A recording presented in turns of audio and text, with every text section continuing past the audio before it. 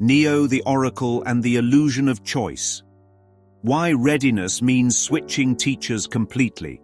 Neo goes to the Oracle because he believes something outside of him has the answer to what he thinks is the problem. That's the first mistake. The very act of seeking an oracle presupposes danger, a threat, an enemy, a future that could go wrong unless he consults this authority. But the moment there is belief in danger, there is already a failure to understand. An oracle, historically, was never the cause of events but a medium of interpretation. A voice within the system that could see the weave of the tapestry and speak to what was already encoded there. That's exactly how she functions inside the Matrix. She doesn't override Neo's will.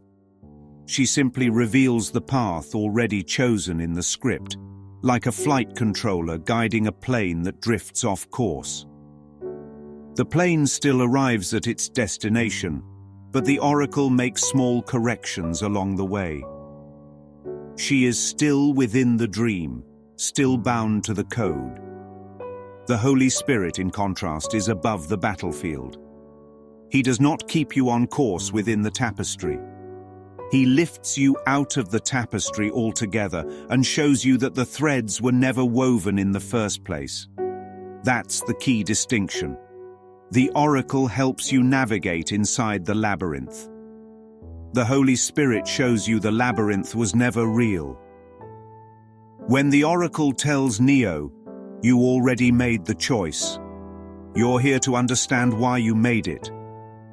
It is a reminder that the choice for separation has already been made, and the world is simply its outpictured consequence. The script is written.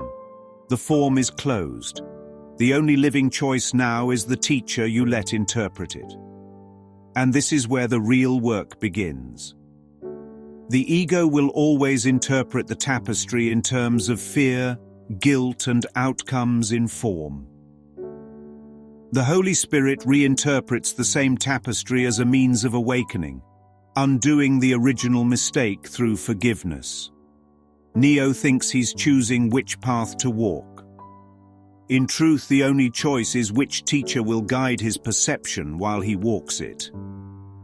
That's why the Oracle's comment about waiting is so profound.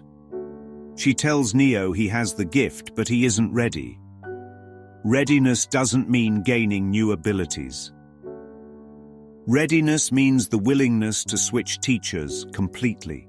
Until that switch is made, Neo will cling to outcomes in form, hoping the right hallway or the right decision will bring salvation. But salvation isn't in the hallway. It isn't in the vase he breaks. It isn't in the visit to the Oracle at all. The vase itself is the lesson. He breaks it, then wonders if it would have broken had she not spoken. It's a riddle about cause and effect, showing that what seems like choice in time was already encoded.